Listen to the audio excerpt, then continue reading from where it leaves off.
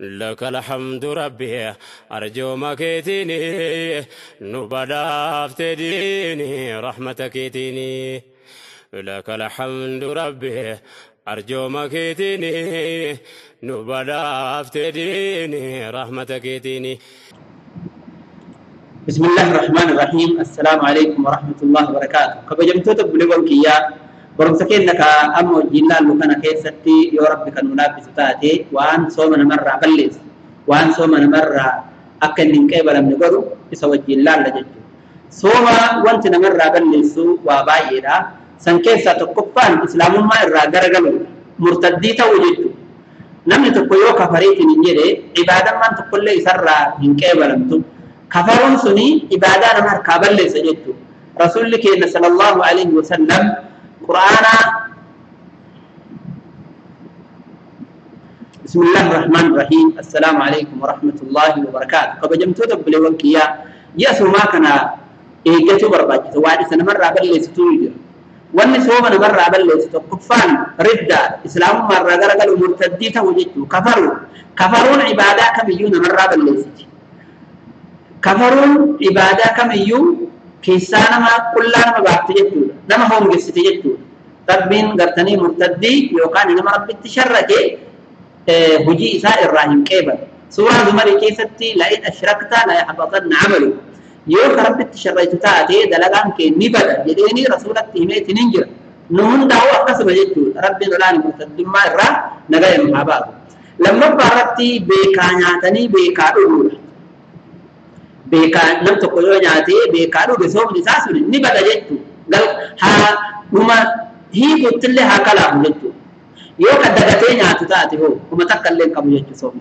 ركون كم دغتي ودو امبيكين يوكا نياتو تاتي سوم نسا فياتها تافاني كا بغد لك مسنجدني سنغدي تفه سوم في اتحاف فوجتو رسول الله صلى الله عليه وسلم ما يجرى من نسي وهو صائم فاكل او شرب فليتم صومه فإنما أطعمه الله وسقاه نمت قيونا دغتيت نياتي دوبي كسوما قبو ربي تزنياكسي إسا أراسي سوما بيتحابه جرى رسول الله صلى الله عليه وسلم سنف فرت وانت سوما نمر بلسو بيكا كوكيت واغد برفتشو وانكا سجارة إسا أكثما وانكا تبتا كوكيت غدي دوفتو وانكا كنا funyaan intahina afaan intahina wanni tokko yoo gadi nama seeni gara kokkeedha sooma san namarraa balleessa jechuudha beekaa ayu ka godhatan taate maanaan kana nam tokko yoo fayyaa dhabuun isaas itti cimtee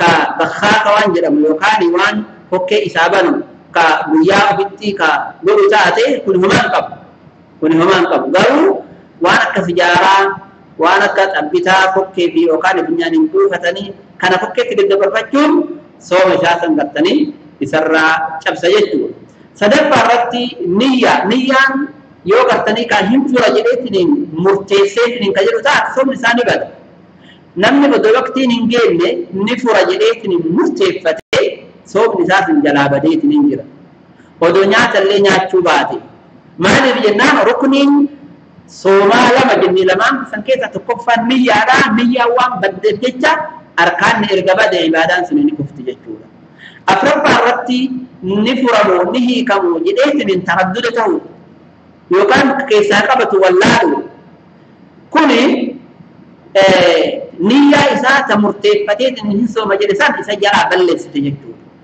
شنف فارتي بيكا أو فكسيسون نمني تقو بيكا يوان غراء ذاكي تجرو في الرابعة تنيات تهينا رقاتي تهينا كراء فانيتين صور لسني دراج أبا جتشورا حقا سنتقو تاتو بدو تاتو يو أموكا ودو إنهم فإن إساتين ألا إسهن جفتيتين إنك حقا ستاتي صور لساتين ومان توا فارم فير الوكتيتين صور لسات تحابه رسولة يماجرا من زرعه الكيء فليس عليه قضاء نمني حقين إسهن جفتي ودو إني أفقبوا كإراباته قضاء الرنجل جران ومن استقاء عمدا فليقت نمني بيكا حق سيسي قضاء باس جرى الرسول كنا صلى الله عليه وسلم جهب فارتي dhiini heydii yookaan dhiini dhalaa namarraa bahu dubartiin takka yoo heydiin itti dhufe odoo isiin soomaa jirtu guyyaa yookaan yoo deetti odoo soomaa jirtu ni hiiti sooma sana odoo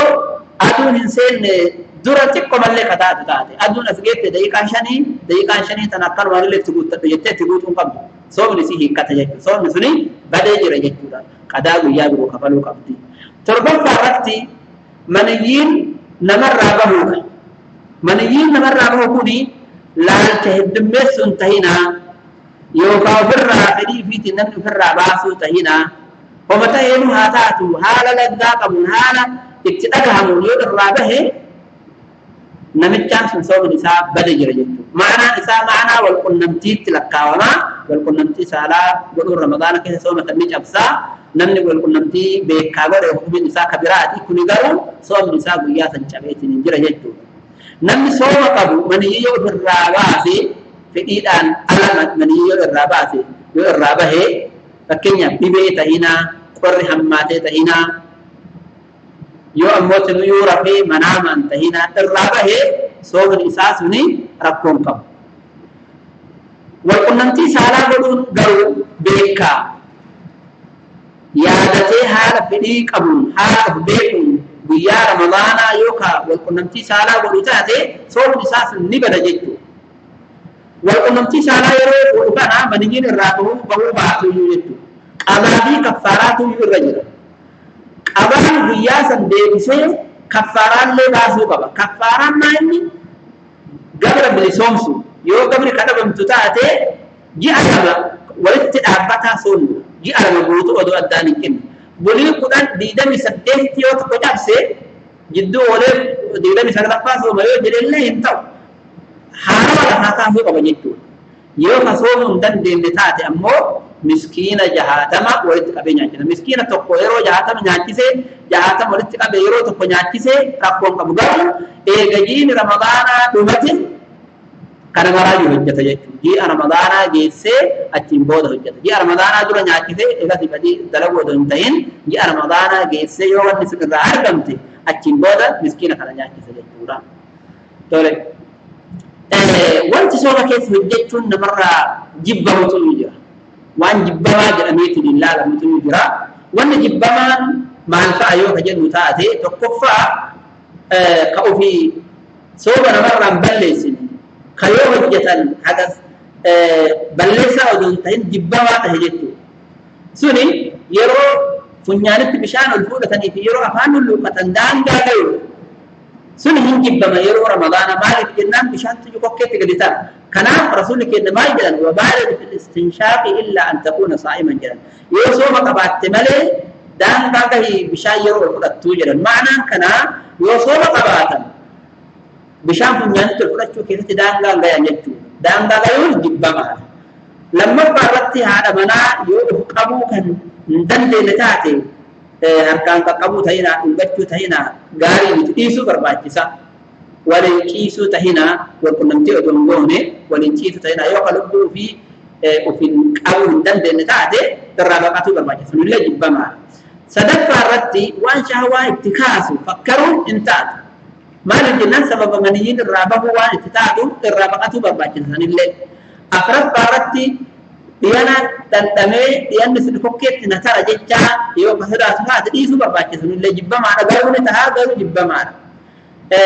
Shanaffaa irratti erga aduun seente hiikuu dhabanii tursiisuullee jibbamaadha.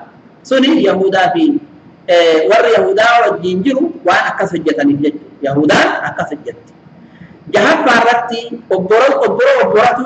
obboratu dhiisuullee jibbamaadha. Maaliif jennaan namni obboranne guyyaa ni dadhabaa.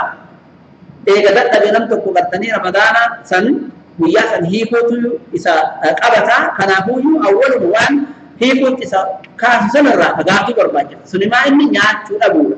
Kanaaf waa nyaachuun barbaachisaadha. Nyaachuu dhabuun sun ammoo jibbamaadha jechuudha. Torbaffaa irratti sooma walitti dhaabuudha. Sooma guyyaa lama walitti dhaabanii soomullee jibbamaadha. Ka jidduu kana waan nyaanne kuni laafinnatti waan isa geessuuf sooma guyyaa harallee soomanii edalallee osoo waan nyaanne borullee itti fumuun dhoorgaadha jechuudha. Jibbamaadha jechuudha. Tole saddeettaffaa irratti hancufa walitti kuusaniitiin hin liqimtuulleen akkasuma akka liqimsuulleen jibbamaa